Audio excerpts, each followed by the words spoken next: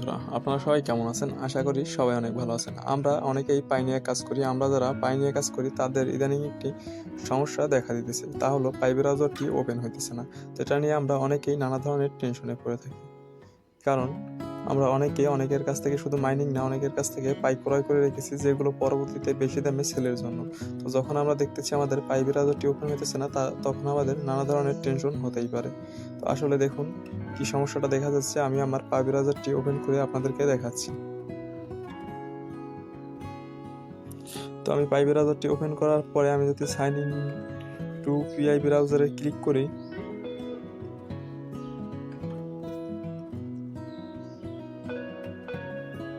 দেখতে পাচ্ছেন পেজটি কিন্তু লোড নিতেছে না। This page could not be a loaded. তো একটি সমস্যা হয়েছে। এরপরে তারা এখানে নিচে দেখতে পাচ্ছেন একটি মেসেজ দিয়েছে যে আপনার যদি এই বাটনটিতে কাজ না করে তাহলে আপনি নিচের বাটনটিতে ক্লিক করবেন। তো আমি নিচের বাটনটিতে ক্লিক করে দেখতেছি আমার এটি কাজ করতেছে কিনা। এটা সেমি রেজাল্ট, তো এটা কোনো কাজ করতেছে না। আসলে এটা আপনার বা আমার একার কোনো সমস্যা না, এটা সকলের পাই নেটওয়ার্কেই সমস্যা দিতেছে, কারণ তারা এটা নিয়ে একটি কাজ করতেছে। তো এই কাজের কারণে হয়তো বা সাময়িকভাবে সমস্যাটা হইতেছে। এই সমস্যাটি আপনার সব সময়ের জন্য থাকবে না।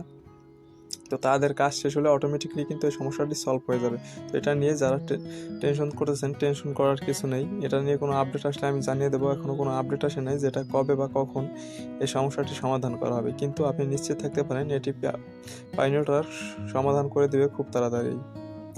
তো এই নিয়ে আজকের ভিডিওটি, পরবর্তীতে নতুন কোনো আপডেট আসলে আমি আপনাদেরকে জানিয়ে দেবো।